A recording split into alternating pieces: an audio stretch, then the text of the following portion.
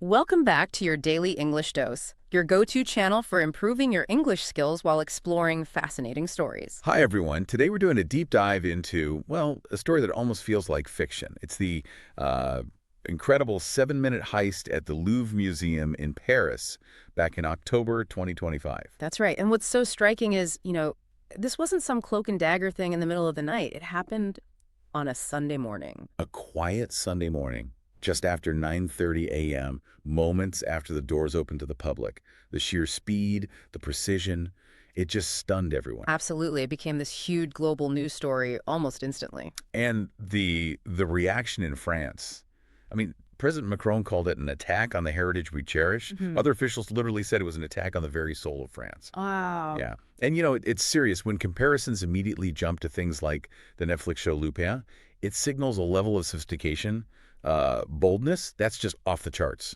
So today we're going to unpack this. We'll look at how it happened, the security aspects, what exactly was stolen, these priceless artifacts, and this mystery that, well, still has investigators scratching their heads.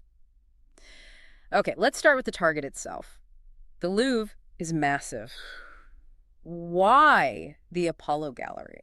The Galerie d'Apollon. What's so special about that particular room? Well, choosing the Apollo Gallery, it says so much about their confidence, their preparation. This isn't just any gallery. It's almost sacred ground in French history. How so? Its construction started way back under Louis XIV, the Sun King. And architecturally, it was actually the model for the famous Hall of Mirrors at Versailles. Okay, impressive. And critically, it's where they house the French crown jewels, or, well, what remains of them. So hitting this room, it's symbolic. That level of confidence, going for such a high-profile target, it really brings us to our first key vocabulary word for today, audacious. Exactly, audacious. It means showing a willingness to take surprisingly bold risks. Like robbing the Louvre's crown jewel gallery on a Sunday morning. Precisely. The whole plan was audacious. But audacity alone isn't enough. It also required incredible planning, extreme attention to detail, which leads to another important word, meticulous. Meticulous. Showing great attention to detail, being very careful and precise.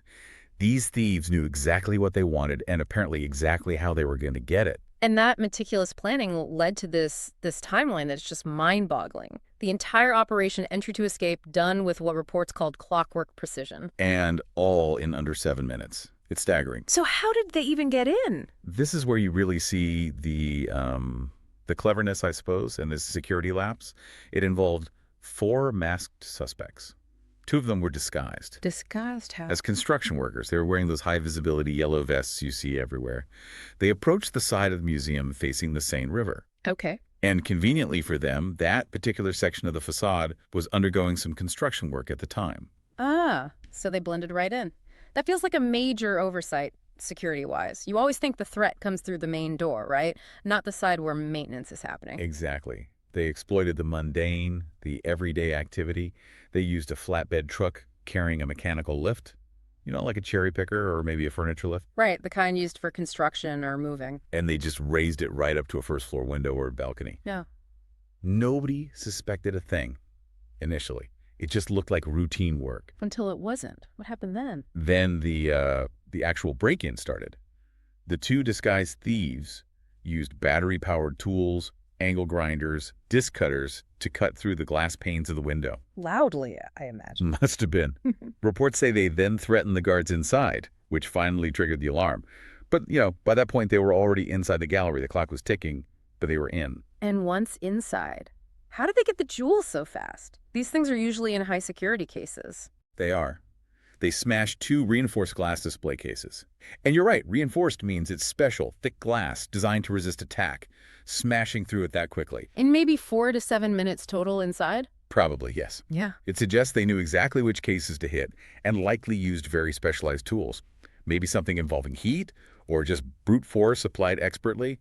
The speed is the astonishing part. They grabbed the jewels and were out. And the escape, just as bold. Just as bold, back down using the same lift. Then they hopped onto 2 waiting Yamaha TMX scooters, powerful scooters, and sped off towards the motorway, the A6. And this all happened. Well, here's a great phrase for our learners. In broad daylight. Absolutely, in broad daylight. It means during the daytime, when everything is easily seen. It just emphasizes the audacity, the sheer nerve of the criminals. Did they try to cover their tracks? They did. They actually tried to set the lift vehicle on fire, presumably to destroy any forensic evidence like fingerprints or DNA, but museum staff nearby managed to put the fire out before it took hold. Okay, so they made a clean getaway, mostly. Let's talk about what they got away with. The list is just devastating. 8 items described as having immeasurable heritage value. Immeasurable, and all from the 19th century, connected to French emperors and queens. These aren't just pretty gems, they're tangible pieces of history. They are, another key word here, priceless. Priceless. Meaning so precious, you can't even put a monetary value on them. Exactly. And closely related, they are irreplaceable. If they're lost or destroyed, they're gone forever. You can't make another one. So what specific pieces are we talking about? Well, one of the major losses was Empress Marie Louise's emerald parure. That included a necklace and earrings. You said parure. Can you explain that for our listeners? Sure. A parure, P-A-R-U-R-E, is a matching set of jewelry. So maybe a necklace, earrings, a brooch, sometimes a tiara, all designed as a single set. Got it. And this emerald one? It was a wedding gift from Napoleon himself to Marie Louise in 1810. We're talking 32 stunning emeralds and more than 1,100 diamonds. Just incredible. Wow. What else did they take? They also grabbed the sapphire parure. That set included a tiara with 24 big Ceylon sapphires, a necklace, and 1 matching earring. It had links to Queen Marie Amélie and Hortense de Beauharnais. Okay. And then several pieces associated with Empress Eugenie, Napoleon III's wife. A spectacular diamond tiara. This one had 212 pearls and almost 3,000 diamonds. 3,000 diamonds in one tiara. Yeah. Plus a huge bow-shaped brooch with over 2,600 diamonds and another diamond piece called the reliquary brooch. The sheer number of stones is staggering. And you mentioned these are survivors. They really are. That's what makes this loss even more painful. The original French crown jewel collection was decimated during the French Revolution in 1792, looted, broken up. Right. Then, fast forward to 1887, the Third Republic government decided to auction off most of what was left. They wanted to get rid of symbols of the monarchy. So the pieces that were stolen in 2025, they were the rare survivors of both those historical events. Truly irreplaceable links to the past. There was one small bit of luck, though, wasn't there? Something was recovered. Yes, thankfully. The crown of Empress Eugenie. It's this amazing golden crown with eagles covered in diamonds and emeralds. Well, it seems they dropped it during the escape. It was found near the scene. Damaged, unfortunately, but recovered. Okay, so a massive theft. What about the investigation? Who's handling this? Oh, this is top priority. The Paris prosecutor launched a major investigation immediately. We're talking about 60 investigators from France's most elite police units.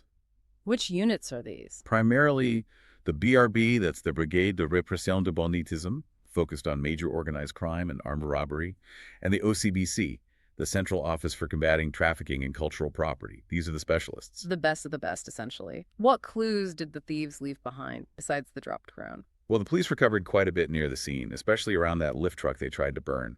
They found angle grinders, a blowtorch, some gasoline, gloves, walkie-talkies, and those yellow high-vis vests. So tools of the trade. The gasoline confirms they plan to destroy evidence. Absolutely.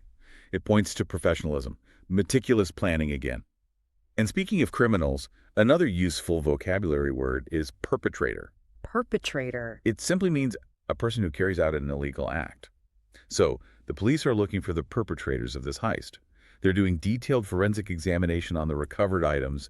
That means using scientific tests to find clues like DNA or fingerprints. But amid all this evidence, there's one huge question, isn't there? The elephant in the room? Or rather, the diamond not taken from the room? The Regent diamond, yes. Yeah. It's the central mystery. Why on earth did they leave behind one of the most famous diamonds in the world?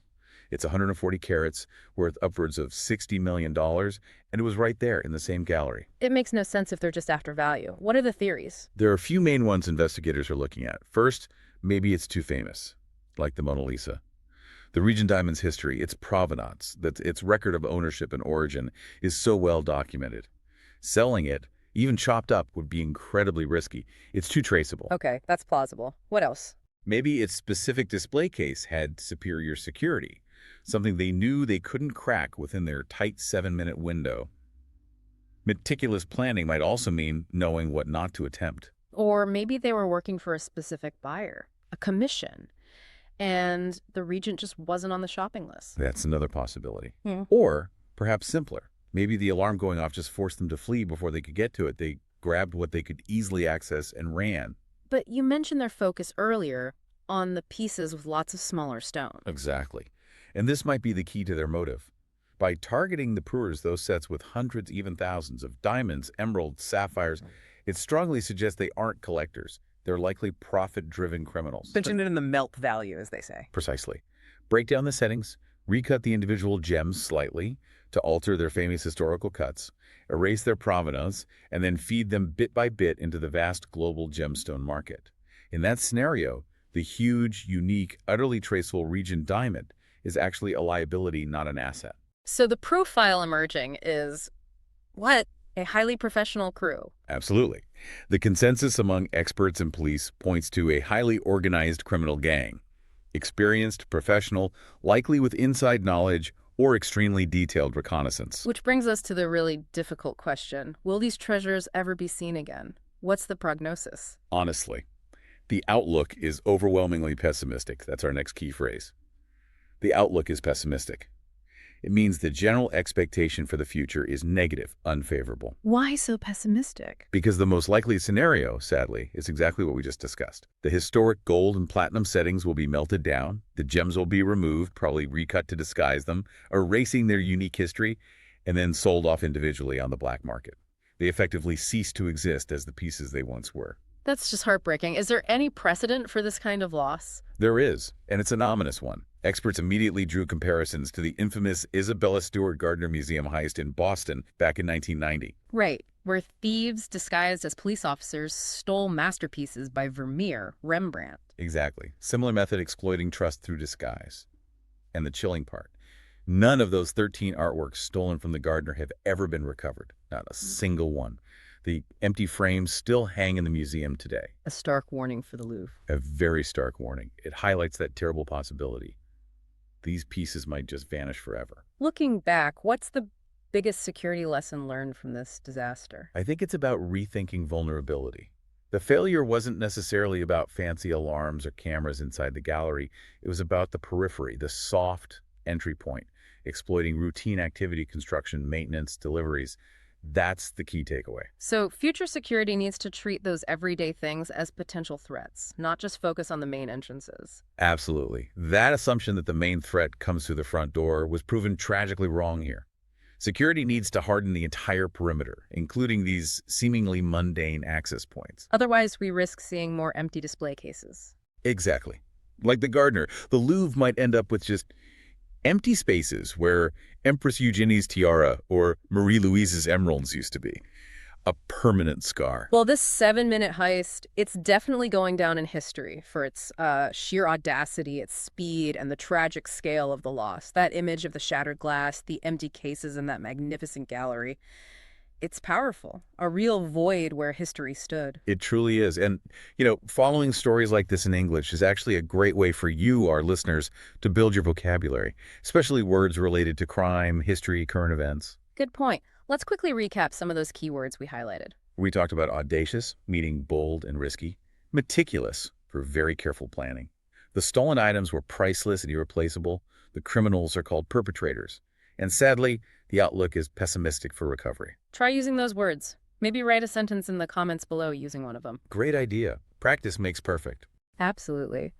Well, thank you for joining us on your daily English dose. If you found this deep dive informative and helpful for your English practice, please do give it a thumbs up. We'd love to hear your thoughts. What do you think happened? Will the jewels ever surface? Let us know below. And don't forget to subscribe and click that notification bell so you don't miss our next dose of English learning. Until next time, keep practicing, stay curious, and keep learning. Bye for now.